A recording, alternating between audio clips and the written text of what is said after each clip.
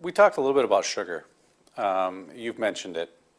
I think most people would say, yeah, it's bad. Do they really know how bad it is? It's one of the biggest misconceptions in the world. And just last night, on my online membership service, I have an online membership service you can get a subscription for. And part of the subscription gives you 3 hours of live health webinars a week. We do 3 hours of live health webinars a week for subscribers. And I have over 100 hours of archived health webinars that are available in the library that are available to members at my website. Just last night, I did a 1-hour presentation all about sugar and sugar metabolism because it is an extremely misunderstood concept, extremely misunderstood. So if I can pitch myself here, I'll give you the short answer about sugar, but if the listening audience really wants to see this in depth, then just go to drglidden.com, become a subscriber. It's $20 a month. You can cancel at any time and check out the webinars that I've done because knowledge is power. So the problem with sugar is not the sugar. The problem with sugar is how much sugar and how well is your body equipped to metabolize it. Sugar is the gasoline of your body. You could not blink an eyelash without sugar. Your body loves and needs sugar. You know how much? DNA, your genetic material, deoxyribonucleic acid. The ribo stands for ribose, which is a sugar. Your DNA is made from sugar. So how bad can it be? You couldn't exist. Your physical body would not exist if there wasn't sugar. Your body loves and needs sugar. Sugar is so important to your body, your liver can make it through a process called gluconeogenesis, just like it can make cholesterol, because it needs it. It's very important. Sugar is very important.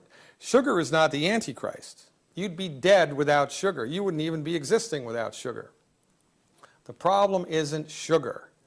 The problem is how much sugar are you pouring down the hatch at any moment in time, and how well equipped is your body to metabolize it. Now, if you look at a chart for the amount of sugar that we were eating in the 1800s and the amount of sugar that we're eating now, it's like, oh my God, I can't believe it. It's massive amounts of sugar now, right? And as I spoke about before, one of the reasons for that is the food is so anemic now because it's grown in soil that's completely minerally deprived. The food tastes like crap, and so the food industry puts sugar in with the food just to make it taste good. All right? So we are consuming culturally way too much sugar, number one. And number two, in order for your body to process sugar, remember, sugar is like gasoline. And all of the cells in your body, trillions of cells in your body, are like little automobiles. And they all need gasoline. Sugar has to get inside the tank of all of the cells of your body. It does that through the use of insulin. All right? So you eat something that has sugar in it, now there's sugar in your bloodstream. Doesn't matter if it's fructose, glucose, sucrose, doesn't matter. Glucose is the preferred form of sugar, but your body will take whatever it can get. So you've got sugar in your blood. When there's sugar in the blood, the pancreas secretes insulin. Now there's insulin and sugar in the blood.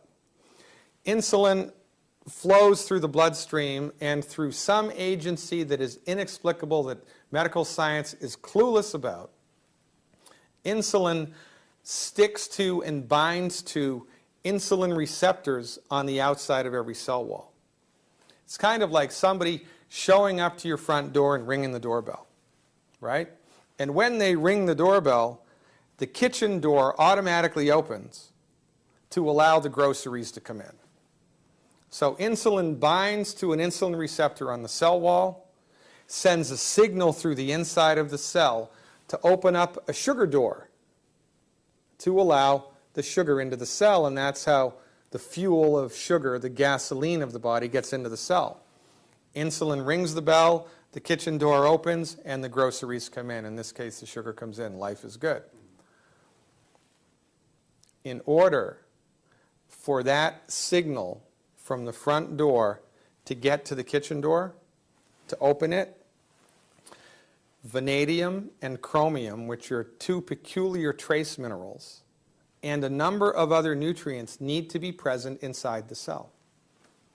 If they are not there, insulin rings the bell, the signal gets interrupted, the kitchen door stays closed. So sugar piles up in the blood. What does the body do?